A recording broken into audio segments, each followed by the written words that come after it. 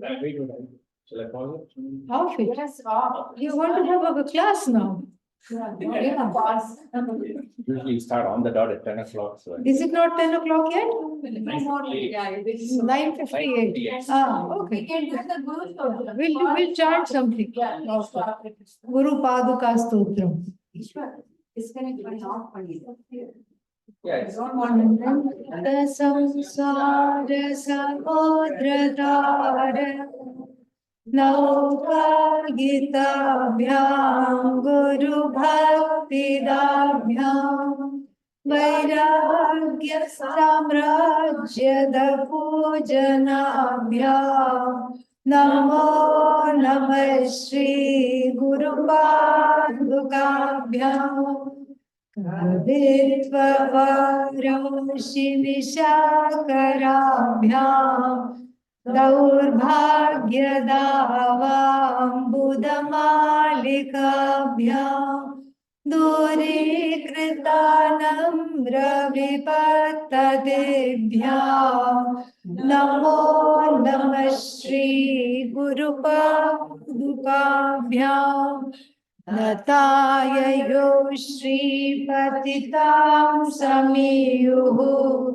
Kadachidapya Shudaridravariyaha Mukascha Vajaspatitam Hitabhyam Namo Namah Shri Guru Padukabhyam Nalikanikarsh Padakritabhyam Nana Vimohadinivarikabhyam Namajjana Bhishtatate Pradabhyam Namo Namah Shri Guru Padukabhyam Limaulim Vrajaratnakanti Saridviraja Jashakanyakabhyam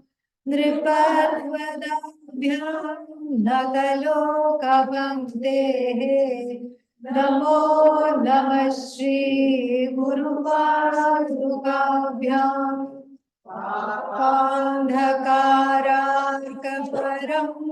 Andhakarakaparamparaभ्याम्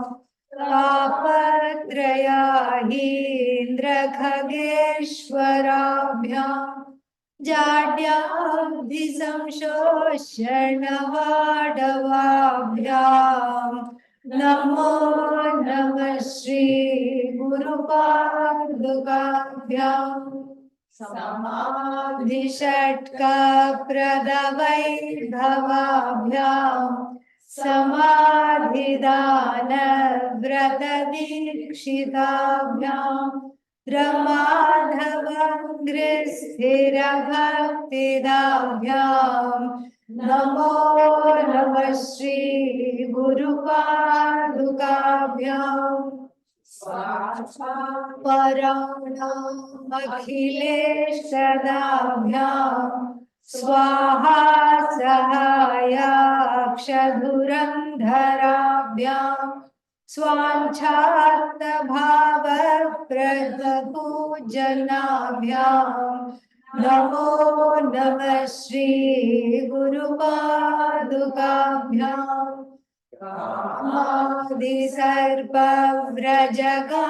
Madhisarpavrajagarudaभ्याम् Vivekavairagyanidhipradaभ्याम् Bodhapradaभ्याम् Dhrutamokshadaभ्याम् Namo Namah Shri Guru Padukabhyam Namo Namah Shri Guru Padukabhyam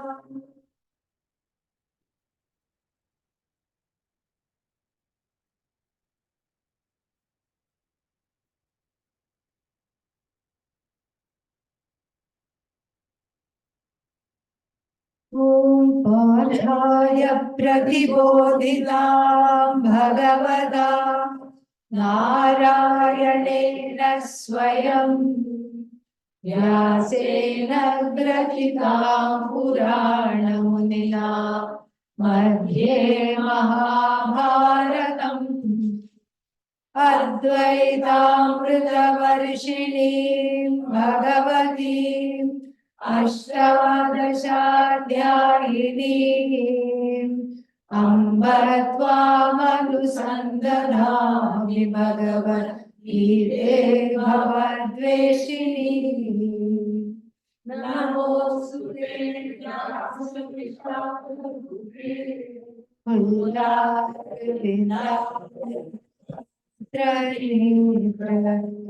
येन त्वया भारततैलपूर्णः प्रज्वालितो ज्ञानमयः प्रदीपः प्रपन्नपारिजाताय स्तोत्रवेत्रैकपाणये ज्ञानमुद्राय कृष्णाय गीतामृतदुहे नमः यं ब्रह्मा वरुणेन्द्ररुद्रमरुतः स्तुवन्ति दिव्यैः सर्वैः वेदैः साङ्गपदक्रमोपनिषदैः गायन्ति यं यामगाः ध्यानावस्थिततद्गतेन मनसा पश्यन्ति यं योगिनः यस्यान्तन्न विदुःसुरासुरगणाः देवाय तस्मै नमः देवाय तस्मै नमः ॐ श्रुतिस्मृतिपुराणानाम् आलयं करुणालयं नमामि भगवत्पादं शङ्करं लोकशङ्करं शङ्करं शङ्कराचार्यं केशवं बादरायणं सूत्रभाष्यकृतौ वन्दे भगवन्तौ पुनः पुनः ईश्वरो गुरुरात्मेति मूर्तिभेदविभागिने व्योमवद्व्याप्तदेहाय दक्षिणामूर्तये नमः ॐ सहनावतु सहनौ भुनक्तु सह वीर्यं करवावहै तेजस्विनावधीतमस्तु मा विद्विषावहै ॐ शान्ति शान्ति शान्तिः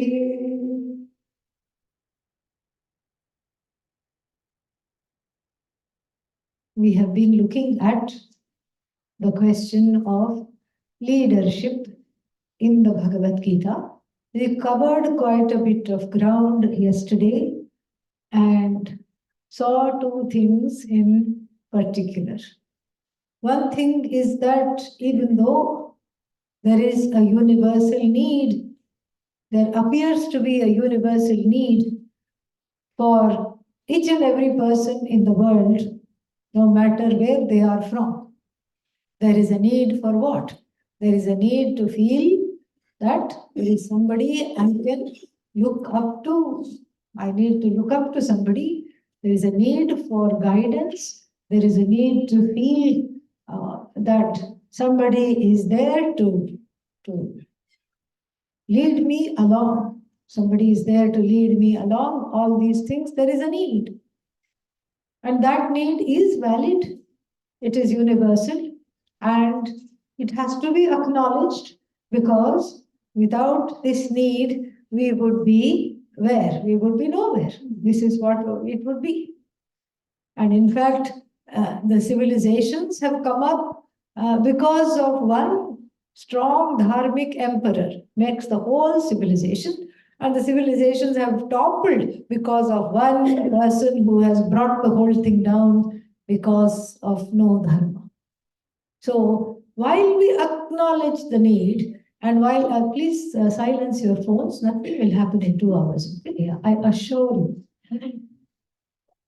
So while we acknowledge that need, and while even the Upanishad acknowledges the need and itself tells that if in times of doubt and all these things, you please go to a person of good character, a person who is well studied, a person who is looked up upon looked up as a source of guidance and worship by the whole society. Please go to them and talk freely about what is ailing you and do as you say.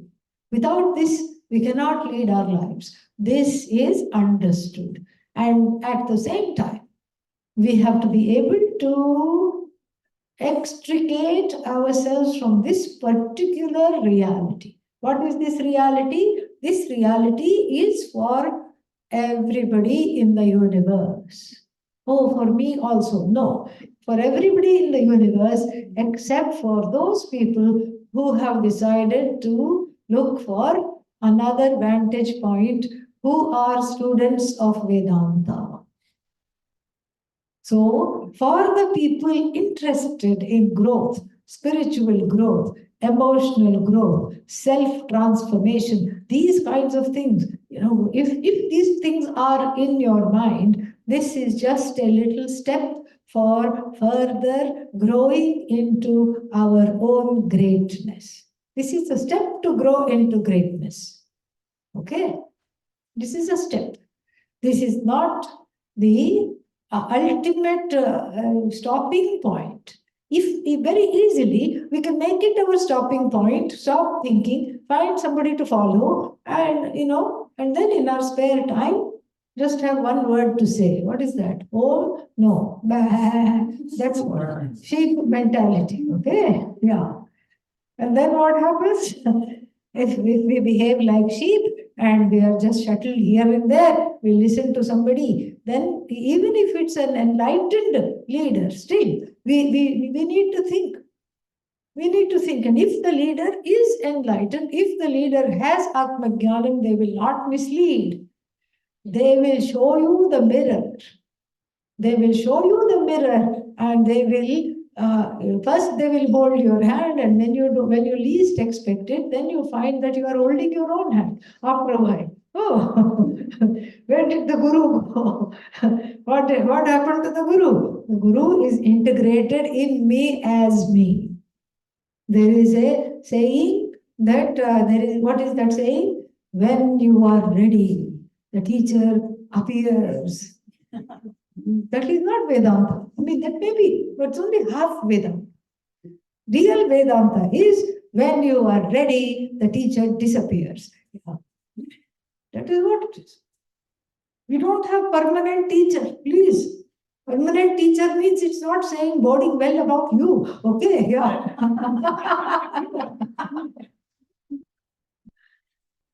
And don't come and tell the teacher, will you please be my teacher in my next life also? Yeah, because the teacher is not planning to have a next life, and neither should you. Okay? Yeah.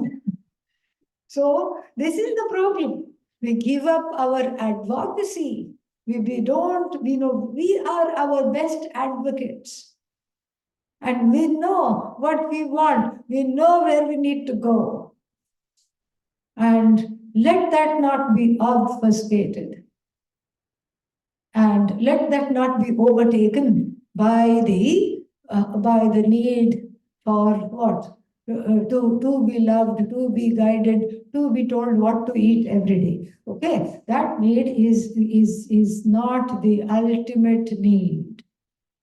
The ultimate need is only one need, is to be freed of all needs, is the ultimate need.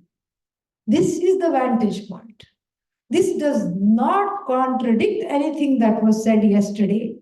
This only reiterates the fact that whatever we talked about yesterday is the stepping stone. Having leaders and teachers and guides in our lives, having mentors, having role models is a precursor to getting to this place of shaking away dependency. There is nothing more wretched than dependency. Another word for dependency is a sense of limitations, sense of bondage. So how to become independent? Everybody needs something from everybody else. And then such people will say, oh, that is what the world is. And you scratch the back. No, that didn't come out. You scratch my back. I will scratch your back. Yeah. So, back to back. This is how it is. Everybody is like this. And the proponents of this view will point out to me, even sadhus have to depend on the householders, household. Okay, yeah, for bhiksha. What are you talking about independent? So the independence is not in the sense of depending upon for the needs of the body. That is not what is talked about. The independence is here in the heart, in the mind. That is where I am emotionally grown up to not lean on somebody else's validation. I grow from a fragile person, like a bone china doll. Why is it called bone china? Because both the bones and the china are subject to osteoporosis. Okay, that's why. So I grow from being a bone china doll to being someone who is strong, immortal. That immortality. And so that I come out of this wretched dependency, this notion of dependency, which is indeed samsara. This dependency is what is samsara. I emerge from the dependency to grow into a person who is free, full of myself in a nice way, and purna, and who is not wanting, not depending on other people for a sense of well-being, for a sense of validation, for a sense of feeling good about myself. And I cannot do that until and unless I shake off this insecurity centered on the I, which led me to a place of dependency in the first place. I have to shake that off. How? By understanding and by making real in my life what the Upanishad has to say about the I. We already saw earlier. If insecurity is my nature, then I'll be permanently bound, permanently insecure, permanently needing validation at the drop of a hat. You are wonderful. Yay! And then what? You are wonderful. Oh, yippee! How long does it last? By the time you say wonderful, it's gone. This is not the way to live, because if I live like this, then I am in the unenviable position of making the whole world try to validate me. Anybody who is married knows, even to have the significant other validate you is not an easy thing. Yeah, anybody who's married knows that. Even to get one compliment, you have to work very hard. Yes. Like that lady who was gifted, I think by her, this is a story Pujya Swamiji used to tell. Her mother or aunt or somebody gave her a wonderful silk sari with jari border, gold border, everything. And she wore it, and the husband, not terribly bright, I should say, just did not say anything. Saw her, did not say anything. And nice sari doesn't cut it, because you're complimenting the sari, not the wearer. Very, very sorry. You have to change the compliment properly. Does not cut it. So then she thought, maybe, if we just have a little potluck, a little party, some other people will appreciate And then he will get the hint and appreciate. So she, spontaneously, she invited a few people. Come on, come on. And they happened to be living close by. They all obliged and came. As luck would have it, nobody commented on the subject. She thought it's coming now, it's coming now, it's coming now. Of course, desperate situations lead to desperate measures. Then she said, oh, I'm so thirsty. Somebody said, here, take a glass of water. And then she pretended to drink it and poured it. She said, oh, my beautiful, new, costly Kanjivaram sari. It's all ruined now. What a wonderful color.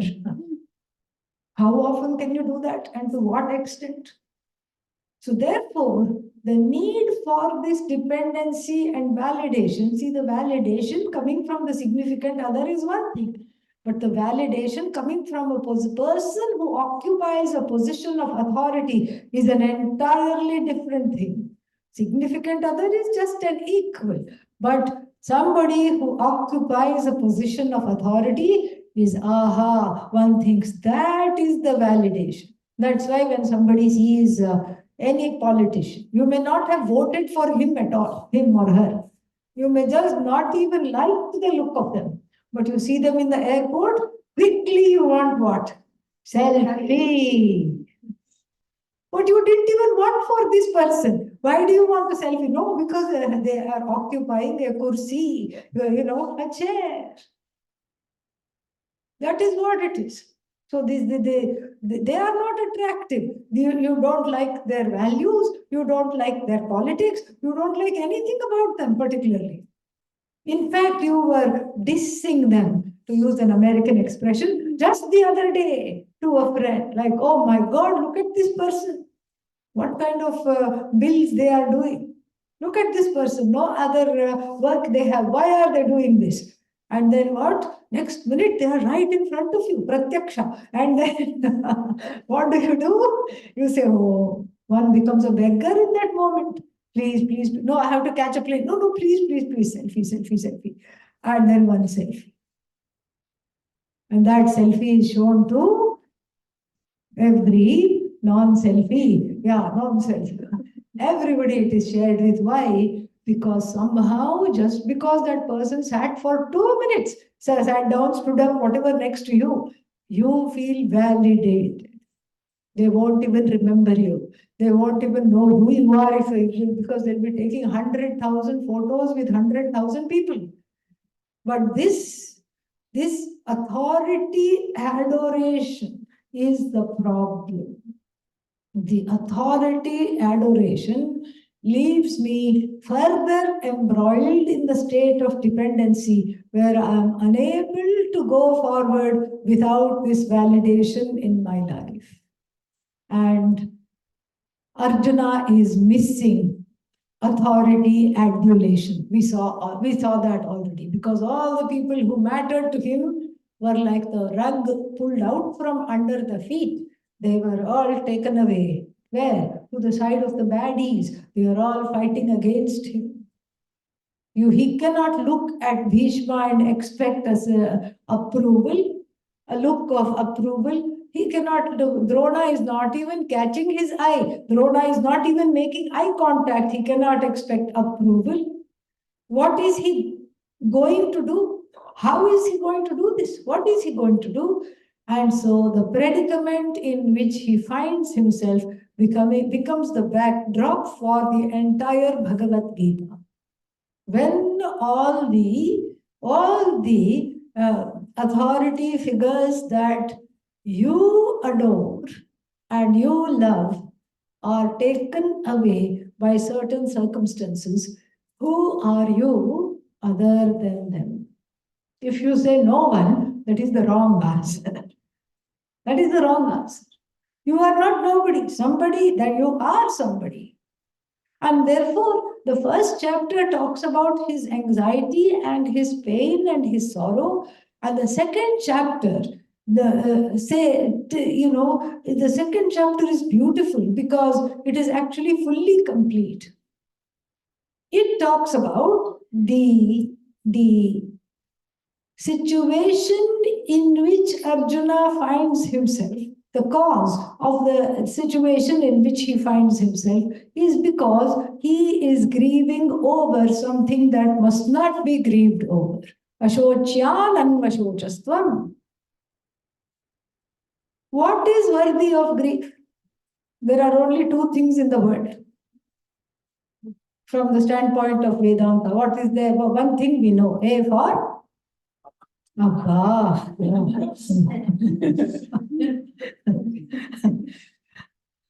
Vedanta KG. A for Atma, B for Brahman, like that, yes. A for Atma. One thing is Atma. Is Atma the source of sorrow? No, Abba, thank God.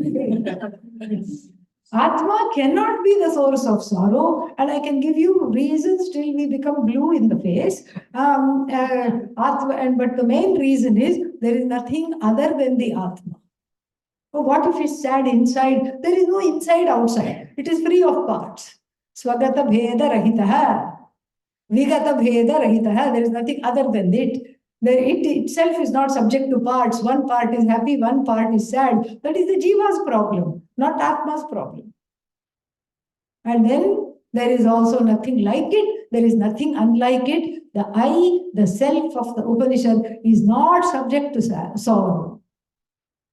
Then where is the sorrow centered on? What else is there other than Atma? Anatma, not Atma. There are only two things. One is Atma, and all the other things which I see are what? Not Atma, not Atma, not Atma. Is the not I the source of sorrow? We immediately want to say yes. What is the not I? The significant other, not I. Yeah, definitely the source of sorrow. They don't behave in the ways that I want. Significant other is anatma. Naturally, from my standpoint, this fellow is anatma. This dam is anatma. And so they are the source of sorrow. Anatma cannot be the source of sorrow. This is what the Upanishad says, because it is inert. Anatma is inert. No. My significant other is very much hurt, not inert. Opposite of inert, sentient. What are you relating to? I'm relating to their body, inert. I'm relating to their mind, inert. I'm relating to their senses, inert. No, I'm relating to their essence. Their essence is your essence. There's only one I. The I in you is the I in me, is the I in he, is the I in she. Do I need to go on? Say no. Okay? Yeah. So this is what it is. The I is the everything. So whatever I relate to, whatever I objectify, cannot be the source of sorrow, because why? It is inert. Number one, jada. That which is jada cannot cause sorrow. Pot is the cause of sorrow. It's not the cause of sorrow. No, now it is crackpot. Crackpot is the cause of sorrow. Crackpot is also not the cause of sorrow. That's the second reason why anatma is not the cause of sorrow, because by definition, everything that is anatma is finite, comes to an end.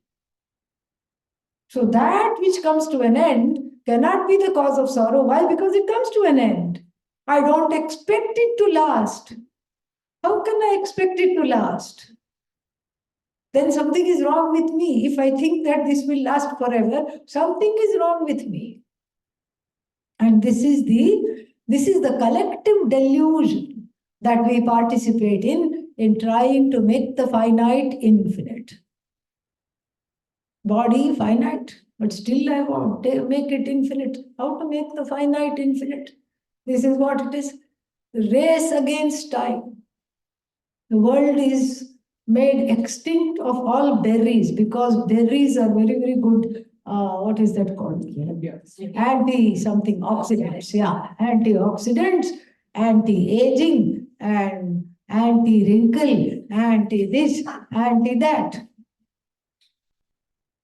And the world is becoming free of acai berries, goji berries. In my childhood, I never even knew that there was a Himalayan berry called goji berries.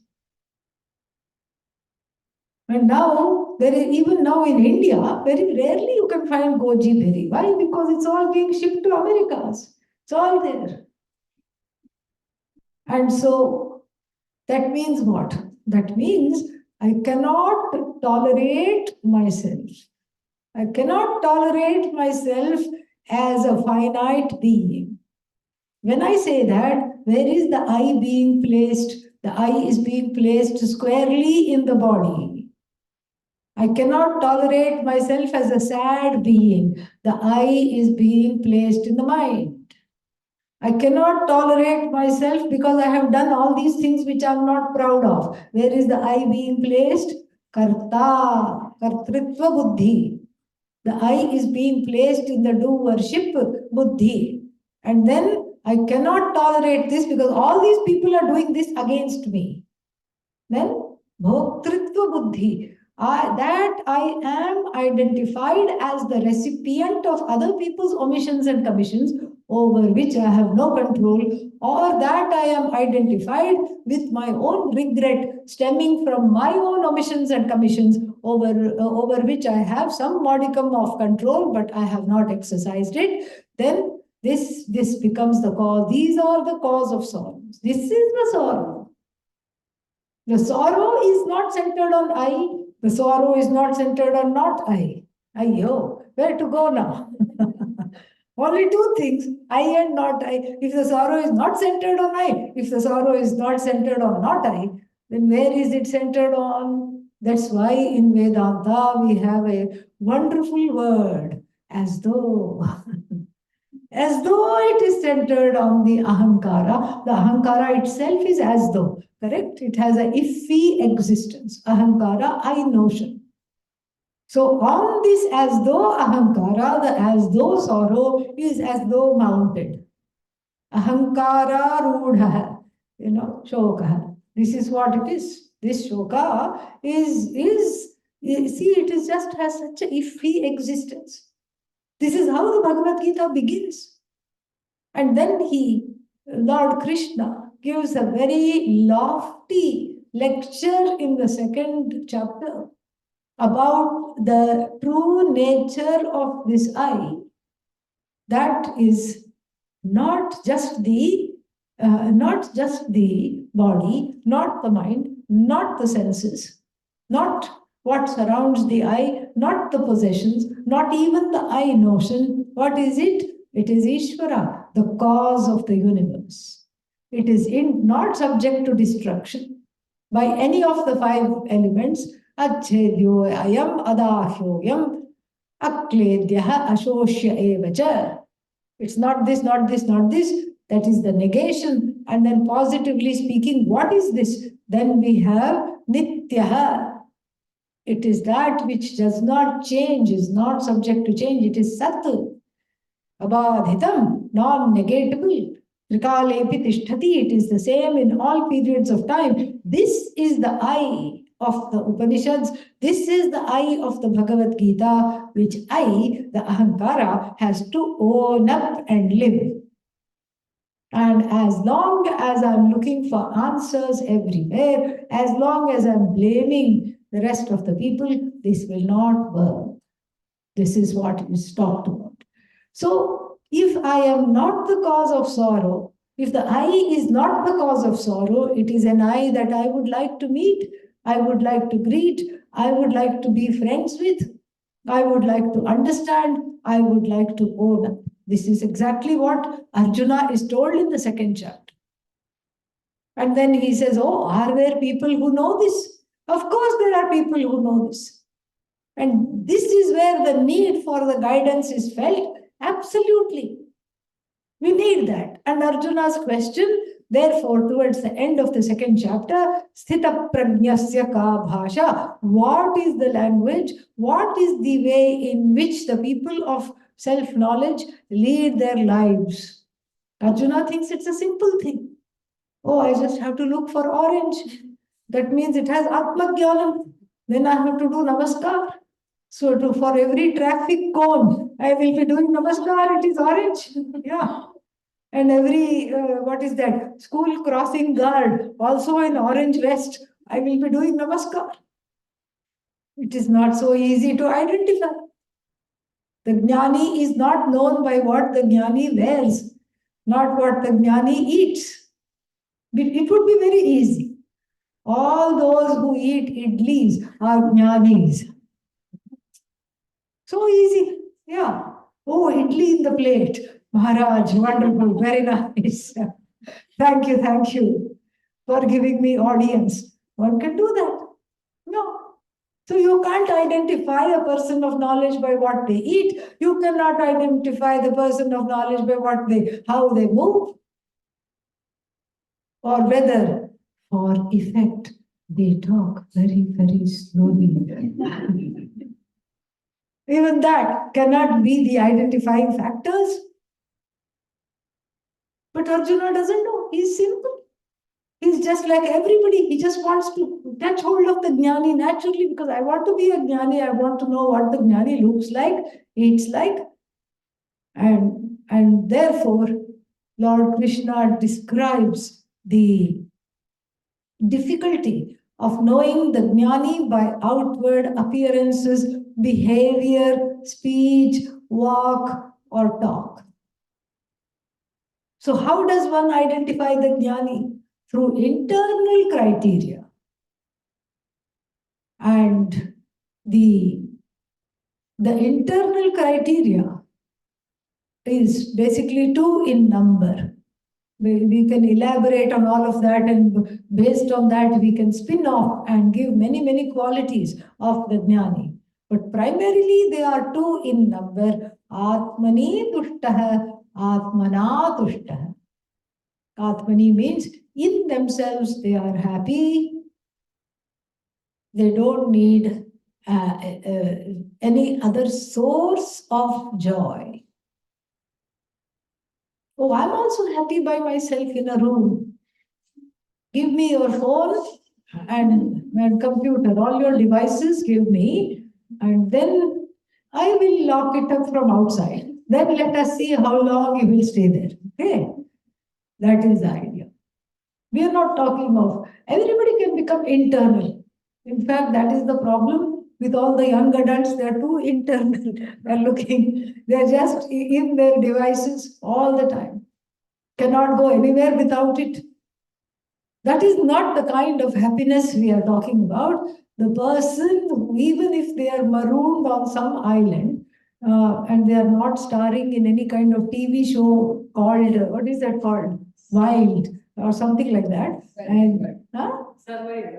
Oh, is that it? Must be a new one. I don't know this. Yeah. This is all, my knowledge of all these shows are in the airports. When I'm waiting for the flight, there is a TV there and sometimes. Yeah. And I saw this man, catching crabs. I said, okay, this is the time to stop looking. I want to see what he does with them. Okay.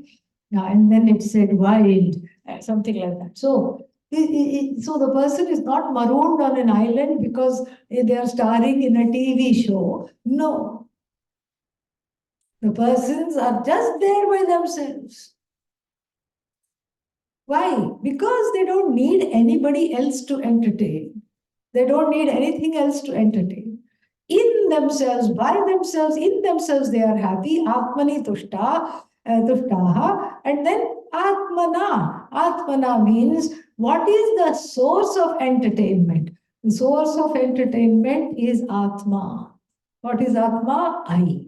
And what is this I? The I that is the source of this universe. The I that is Ishvara. The I that is everywhere. Everything is I. Because the person has what is called Sarvatma Bhava. Sarvam Atma. Sarvam Khalvidam Brahman. And that Brahman is Atma, Brahmatma. That's what it is. So if everything is Brahman and that Brahman happens to be Atma, Sarvam is what? Atma. Everything is Atma. And then this Brahmatma, this Atma which is me, which is everything, then my vision has undergone a big change. And what is this change? It is a vision of no division. In fact, that itself is a meditation. You look at the tree and you say it is nothing but an extension of me. Tree, fine. But then what about the people? That we have to graduate slowly. Yeah. We start with the tree, the mailbox, and other things that cannot box back. Okay. Yeah. And then we graduate to people in general. Somebody walking on the road, you can easily say, because you don't know them, correct? You can easily practice. They are an extension of me, no problem. And then you go to people you don't know very well. Yeah. I met them for the first time in this talk. Oh, they seem pleasant enough. I was also laughing at the jokes. They were also laughing at the jokes. Yes, they can. I can say they are an extension of me. No problem. So we slowly graduate till all the people, including the people who are what who I don't want to be seen anywhere near. They are also included. Because that is what it is. All the people, everybody it includes. People that I'm not fond of, people who I think are not fond of me. Because that's another problem. I'm not fond of people, that's half the people. Okay. And what about the other half? Come on, let's go get to know them. No, I think they are not fond of me. This is the problem. This is exactly why we need the Bhagavad Gita, we need Vedanta Shastra. And so the Jnani does not have these two problems. For the Jnani, Atmana Tushtaha, the Atma is the source of joy.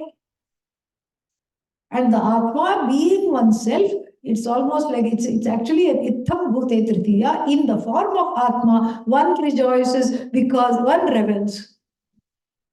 So, Atmana Brahmana Saha Sarvan Kaman Ashnute, Samashnute. Taittiriya Upanishad says that. As Brahman, as Atma, I revel in everything. I can afford to desire the entire universe because it is me. It is mine. It is not separate from me. Therefore, all my desires are as though fulfilled in one stroke. Because because the only desire is to be free of being a wanting person, a person of dependency, a begging person. Please make me happy, behave in this way, give me that, give me this. I don't want to be. And that is what is a notion that is superimposed, as it were, upon the I, which is free of all superimpositions. And that is what I have to recognize.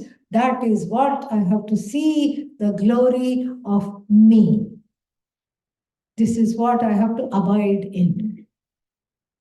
This is what Arjuna is told. He's also told, I mean, this may seem very lofty, and yes, it is nice to hear. I feel wonderful. Until when? Until the lecture ends. After that, what? The end. Until the lecture end, I feel good. After that, it's all hazy. And when it is hazy, life is crazy. And so, how to bring this back? Therefore, the second chapter leaves no stone unturned. A conducive way of life is given to internalize these teachings. A way of life that is conducive to gaining this knowledge, to be able to have this knowledge to last, to be able to get ready for this knowledge. Because even though it sounds good, it is not something I can abide in because there are many things in the way. Sometimes we know what.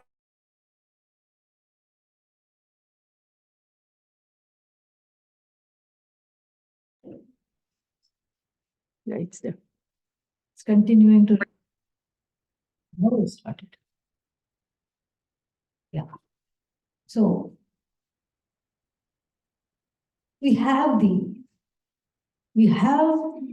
this knowledge, which is India's, Bharat's greatest treasure. And this great treasure is the only thing that can be imported, really. exported, imported, whatever, imported from the standpoint of this country, exported from the standpoint of India. This is really only thing to export. And then here, I want to be a non-wanting being. Dependence feels wretched because I know it is not me. Since I don't know what this I is, I confuse taking help from others when really the situation warrants it. I confuse that for dependence. And then what do I do in life? I seek financial freedom. I seek other kinds of freedom. I seek limits from certain constraints, real or perceived. I seek limits from discipline. I seek limits from all kinds of things. That is not where the limits are sought. That is not where the limits need to be understood.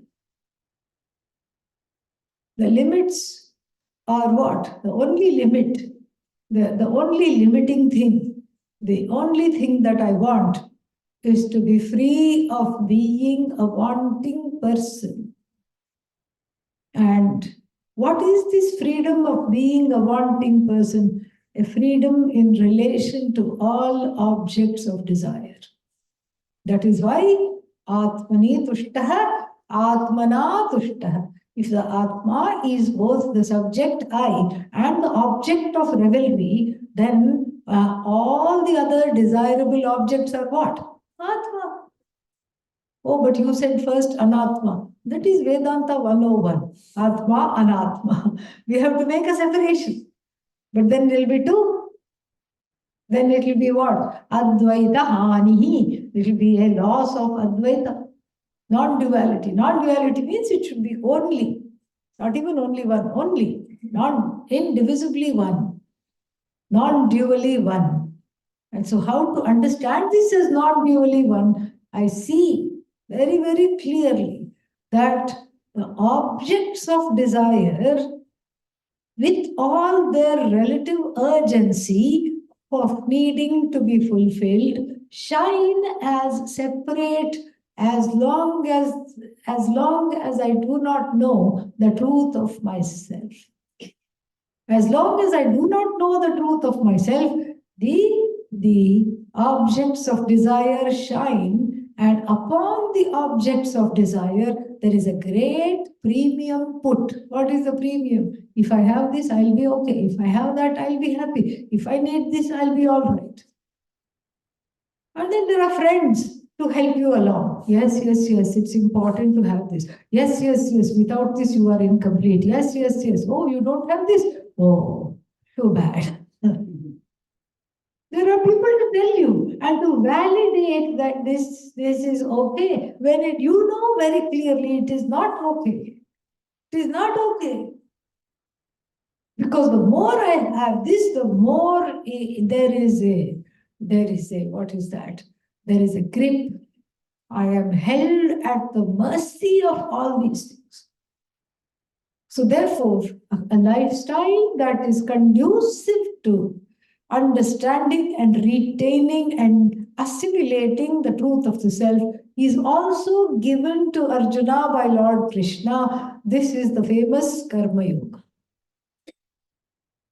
Because the agency, my agency, is all very much, my notion of agency is vitiated by thinking that I am in charge of producing the results of action. And of this notion, Arjuna is disabused very, very quickly. In the famous verse, which one is that? Karmani eva adhikarah te ma phaleshu kadachana. Very simple. And it's a truth that has eluded us for centuries and will continue to elude us until we delude us, until we understand properly. Action, I have a way. I can do this. I need not do this. I can do it differently. Kartum shakyam, akartum api shakyam, anyatha va kartum shakyam. Everybody is dancing. And then I don't feel like dancing. What can I do? I'll sit it out. I'll just admire everybody dancing from a distance. Or I can join them. What is that? Navaratri, they do that. Garbha. I can also go round and round. I can also join them. No harm, nothing. The freedom is there. Or I can say, what is this? They are going round and round. I'll go round anti-clockwise. I'll go round in the opposite direction because I can. Because I want to be a diva and then I want people to see me. I want to be noticed.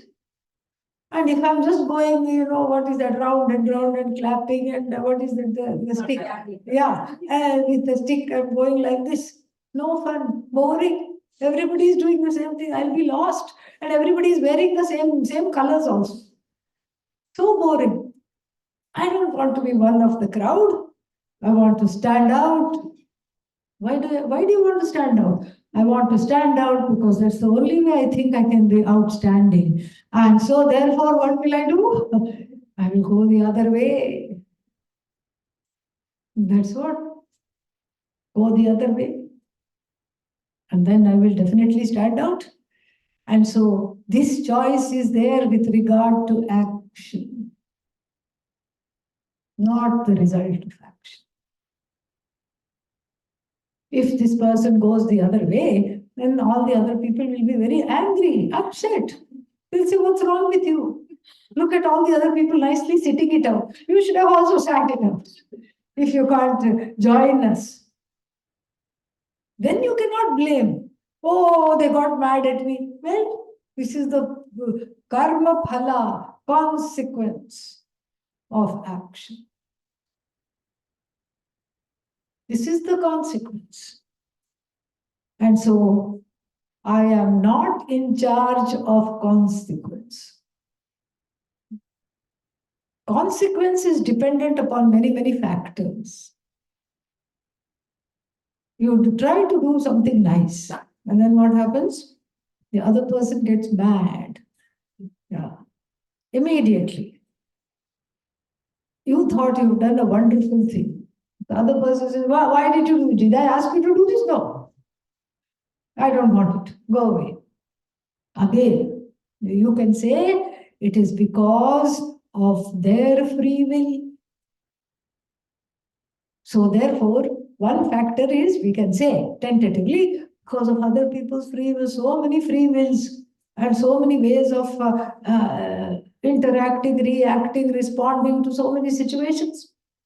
So you don't know how your action is going to be received, what kind of response it's going to get because of other people's free will. And so many other factors. Time is a factor, desha. Kala is a factor.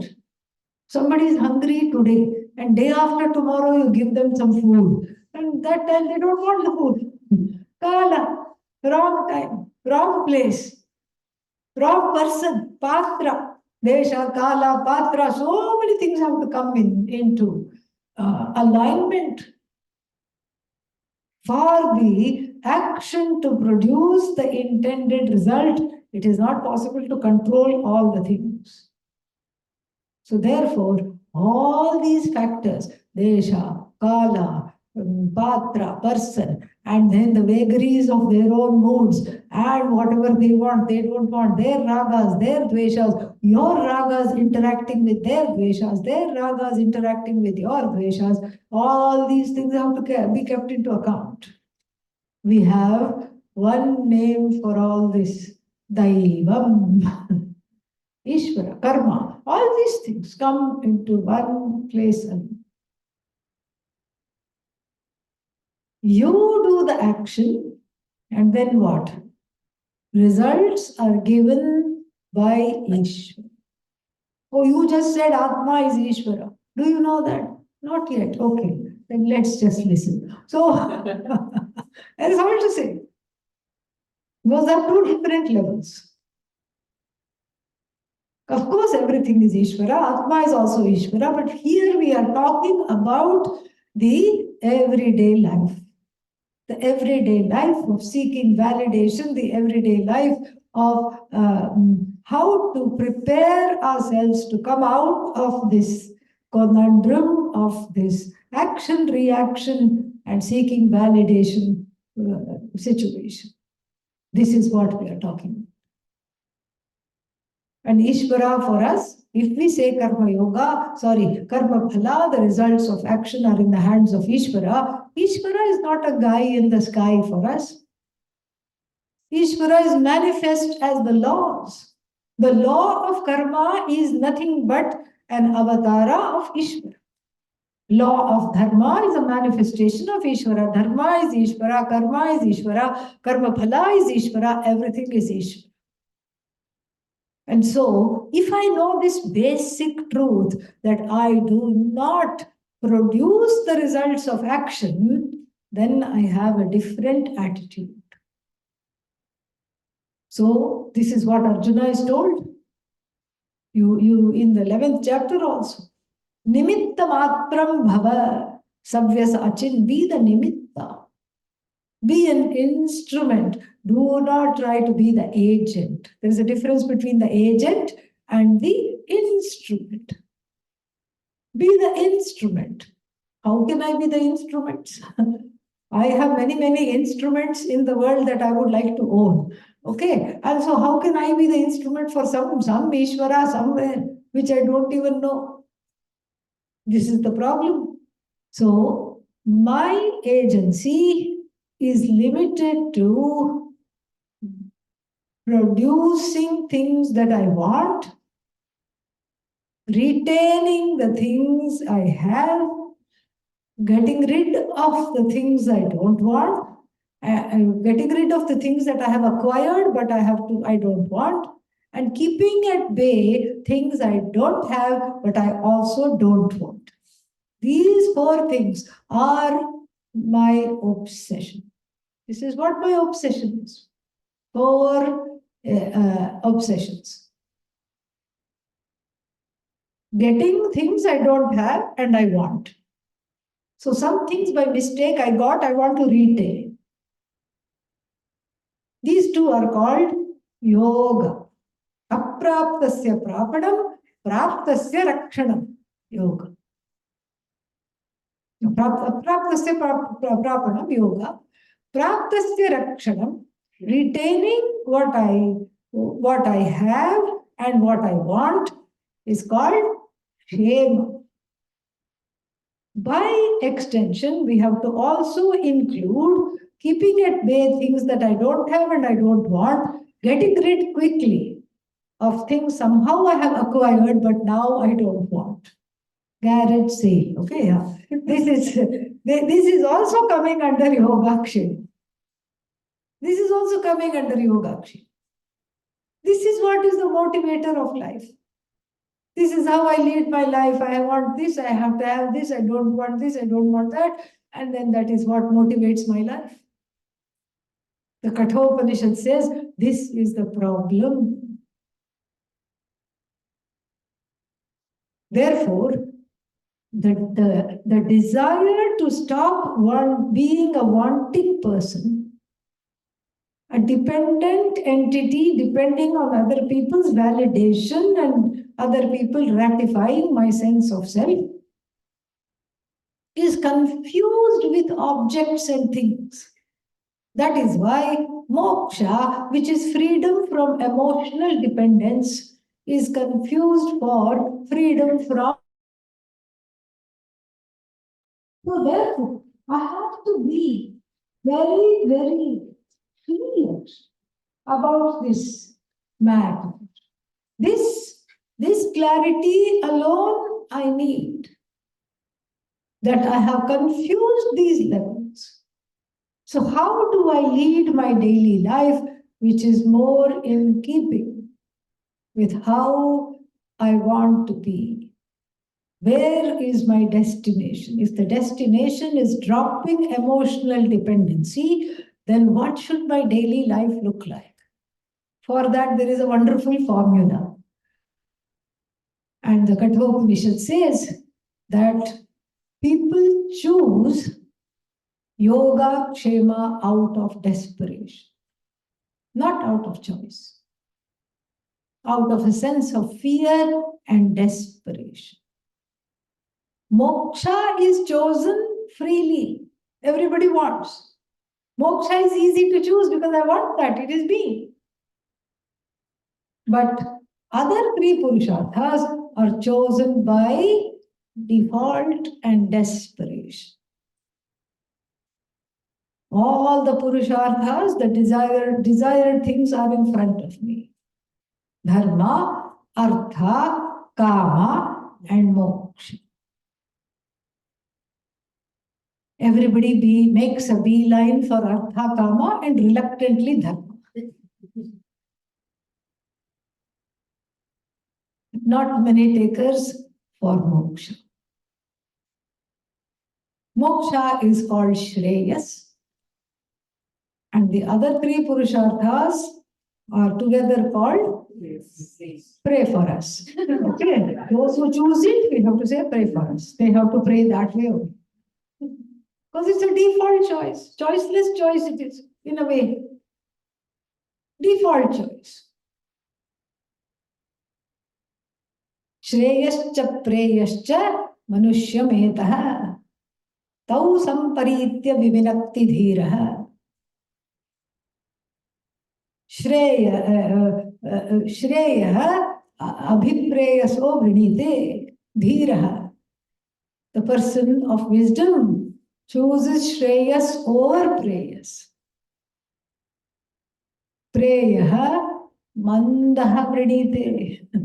Mandaha means not very clear about priorities.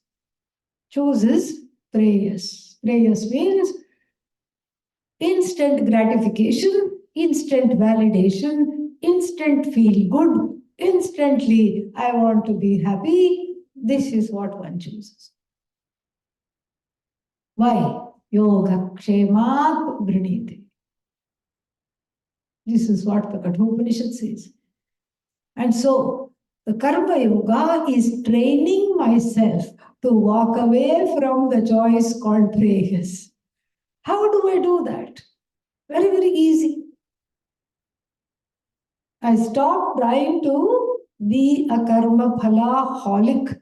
I'm not interested in manipulating the results of action. I can try for them, nothing wrong. It's not that I'm going to sit down like this and say, I'm a karma yogi. I'm neither acting nor interested in the results of action. That's not the idea. I try. By all means, try for what you want. We are talking of what to do in the event you don't get what you want. And that's when you see a larger reality. I want this, but I'm not getting this. I'm striving very hard for this, but I'm not getting this. And the larger reality is you are not in charge of it, period. It is Daivam, Ishvara. What can I do? There are many things you can do. You can try again. You can try a different thing. You can pray. Or you can be okay without it. I learned to be okay without it because it is not here. Or maybe it will come. When it comes, you'll see. But right now, it's not here. Right now, you have to lead your life. I learned to be okay without it. Oh, this is a tall order. How do I do this? I do this by choosing moksha, and choosing moksha means choosing Vedanta because moksha is in the form of something that is already you. That you are the whole is not an abstraction, it is already a reality. So I have to discover it. I have to discover this fact. And that is why the focus on listening, not reading. Reading, you yourself get into the way. Tattvamasi, you are the whole. And you say, next. Yeah. They must be talking about something else. Somebody else, not me. You get your own infrastructure gets in the way. That's why Adi Shankara says, even if you are you know Sanskrit, you know the Shastras, you have studied the Vedas, perhaps not Vedartha, just the Vedas you have studied, don't go trying to do Atma Vichara. Brahmanveshanam na kuryat. Shastrajnopi. This is where the guide is needed. This is where the guru is needed. All this, the guru is needed for this purpose. Not for validation. Yeah, not for keeping the person propped up. The validation comes from the Upanishad. There is nothing wrong with you. You are all right. You are the best, east or west. This is what the guru is not saying this. The Upanishad is herself saying this. And so, in the light of that absolute validation, the local need for validation can be slowly dropped. That is the idea. That is the whole idea. First, stop becoming a karma phala holic, addicted to the fruits of action. Oh, then what shall I be addicted to? This is a very valid question because fruit of action has been taken away from me. And that is what the third chapter is all about. Where to put the agency, where to put the effort. So what should I focus on? If the karma bhala is not what I'm focused on, what should I be focused on? And karma yoga basically says that you should be focused on finding your place in the scheme of things. What is the scheme of things? Scheme of things is what you find, the reality that you find yourself in. That is the scheme of things. It is how it is. Here are the people that surround you. Here are the people that are part of your family, that are part of your friends. You relate to them. You were born related. Somebody already claimed you as a child, as a grandchild, as a brother, sister, sibling, cousin, so many things. Those relationships are already there. And then what? That's the first thing. Those relationships are there, and then we have to see that is the first scheme of things. Then the child goes to school, the scheme has increased. The scheme of things includes schools, teachers, classmates, bullies, everybody. That is the scheme of things. Then college, then job, then the person, the adult has his or her own family. That is the scheme of things. When you have a place in the world, you occupy that place in the world. That is what is called the scheme of things. In this world, what place do I occupy? And how do I lead my life? This is the order of the day. To understand this is untying the knot, which is called Hridaya Granthi, self-ignorance. Because if I master the ability of being able to be, simply be, live my life without hurting myself or others, know that there is a place for me, know that I am not an accident. Bhagavan did not make me I'm not a mistake. There is a purpose. There is a purpose to my talents. There is also a purpose to all the so-called sense of limitations that I feel. There is a purpose. There is a purpose for everything. And discovering that purpose becomes my purpose in life. This is really very, very beautiful. More we shall see after a short break. Om Purnamada Purnamidam Purnat Purnamudachyate Purnasya Purnamadaya Purnameva Shishyate. Om Shanti Shanti Shanti. Harihi Om Shri Gurubhyo Namaha. Harihi Om. 11:08. There is a what is that? Kashaya break people can have.